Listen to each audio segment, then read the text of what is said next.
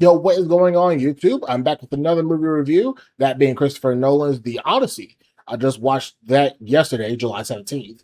Fair warning, there are spoilers ahead. Before I get too deep into the video, feel free to subscribe to the YouTube channel and hit the notification bell so that you know when a new video drops. I also stream on Twitch at randomnuts00 and here on YouTube. My stream schedule will be posted in the community tab. Other than that, let's dive in. Also, if y'all see me reading like off my screen, it's because I type all this down. I don't just get up here and like ramble on this platform, uh, unless it's dire.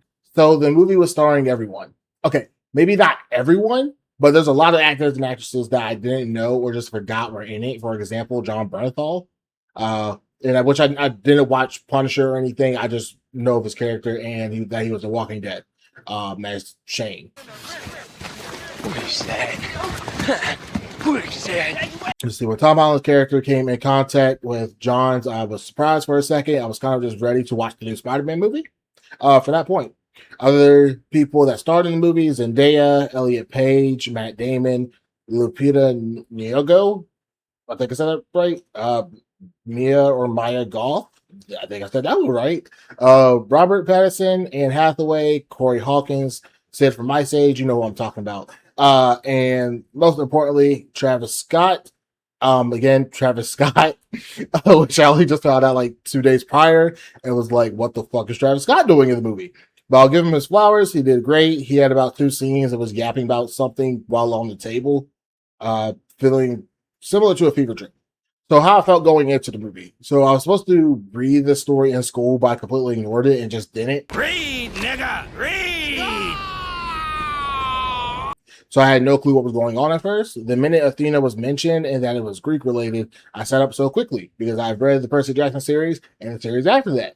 I have the whole collection on my bookshelf as it's my favorite series, but nonetheless, I tuned in like my life depended on it. From my understanding, the plot revolved around Odysseus breaking the law of Zeus, which I think he thought it had something to do with poking the damn Cyclops in the eye, which was Poseidon's son, and escaping the cave and shooting an arrow at it.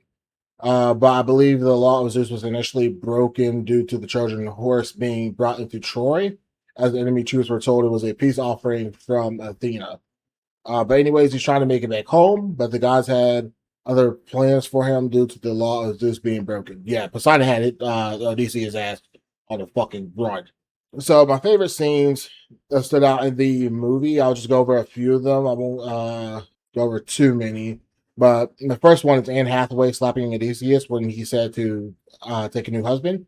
That was realistic and it was a relationship that I would want. Yeah. It was pretty funny, like with that reaction. It was like, how else would you expect someone who loves you deeply to respond? I don't think you get that shit nowadays in 2026. You just get I'll take a new husband. And then, she'll say something like, I guess. And then, that this modern day ODCs would be like, what the fuck? But yeah. No, the next scene I really enjoyed. Now stick with me here, because I know I just talked about that relationship. My next favorite scene is with Anne Hathaway and Robert Pattinson when she was fixing the tapestry thing. In my head, I was kind of just screaming, "Just fuck already!" Yeah, I don't know. It's pretty steamy if I gotta be honest. So that was pretty entertaining. My last favorite scene here when Odysseus struck the chord on the bow during the test. I don't even know if I want to say that. Okay, I'll read what I typed here. Okay, when Odysseus struck the chord on the bow during the test, I'll be honest, I felt my ball hair stand. What? Bro, what are you talking about, man?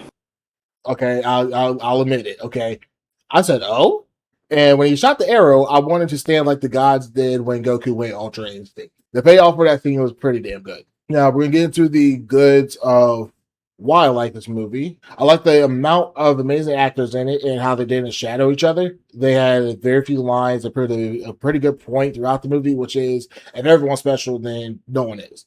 The energy was kept throughout the movie. So again, like you understand like what I'm saying as far as like that goes, where it's like it's not a whole bunch of focus on one side character. They're just there to do their lines basically. This feels like an actor focused movie, and then just like kind of like shifting off to each other. They didn't hog up too much of the screen just because they were a character, and fantastic for it. Another thing I loved the music, specifically whatever was playing on the walk to Hades. It really helped intensify scenes throughout the movie. I absolutely love the difficulties faced during the travel. My favorite being Cersei. Again, I had no idea that I was going to watch people turn into animals. It was a bit terrifying. The Cyclops scene was terrifying as well. But putting myself into the situation, I would rather be eaten than be turned to an animal and then be eaten. I was excited as hell when Odysseus was on the island with Calypso. I knew it was going to be a hot minute before he returned. Saw the Lotus, and I was immediately like, yeah. The reveal of Athena impersonating a girl played by Zendaya who was beheaded off screen. I was kind of doing the Spider-Man point meme in my head. I don't know, that just took me by shock because I was like, oh, maybe this is just Athena herself, but no, she's like portraying like the image of the girl that was killed. That was wild to me. I sat up in my chair pretty quick on that too. I don't know, it was a little shocking because yeah, I didn't read anything. I don't know shit about this about the original stuff. So, final good thing, I like the way Tom Holland's character figured out that Odysseus was his dad. It was a bit of a sad ending for the doggo, but he held on until Odysseus came back, and that was some determined loyalty.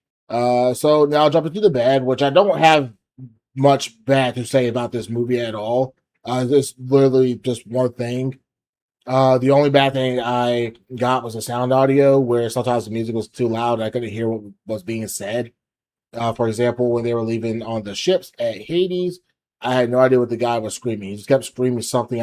For me, it felt like he recognized someone on the beach and he was screaming their name, something. I don't know. Was the movie fun for me? Absolutely. However, I didn't know how long the movie was. I don't think a single person got up during the movie to go to the bathroom. The movie did a really great job at keeping you locked in and not wanting to miss anything, which for a nearly 3 hour movie, that's pretty crazy. I was in there from 9 a.m., not 9 a.m., 9 p.m. to 12 a.m. Yeah, basically. But it was like 2 hours and 52 minutes. But yeah, would I watch it again? Yes. But at home.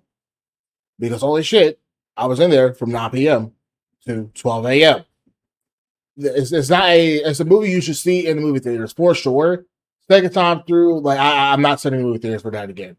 Like that is that I will have to pause it. But I also want to watch it at home so I can dissect it more and rewind if I need to. Because I feel like there's some stuff I missed.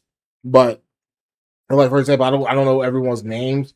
Again, it was kind of like somebody go to anime. Basically, you watch a few episodes and you still don't know everyone's name, but you're trying to get acquainted to it. And this is a 3 hour movie, so trying to get adjusted to that is kind of wild. But other than that, yeah. Overall rating, I'm going to give this movie a solid 9.5 out of 10. Fix the audio and we're good. I would highly recommend this movie to anyone who is here for a story. That this feels like a heavy base, which I think that's just how things go as far as like movies about Greek mythology and that stuff. It is about a story more so than the action, which I think that speaks a bit of volumes. The money that was gross opening weekend as of July 18th, the movie had made 38.86 million worldwide, according to Google. Now, $250 million was spent on making it. I'm going to assume the movie surpasses 250 million within time. From my understanding, it had made nearly triple the amount of money on their opening weekend than Supergirl did. That being said, if you haven't seen my movie review for Supergirl, feel free to check it out on the channel. This review may not seem as heavily critiqued as Supergirl, as the reviews I make just depends on how I feel when walking out of the movie. If a movie did well, then yeah, I have less complaints, and that just makes sense. Anyways, I'll definitely be watching more movies in the future and making more movie reviews. So yeah, I'll catch you all later.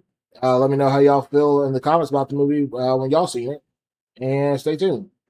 Peace.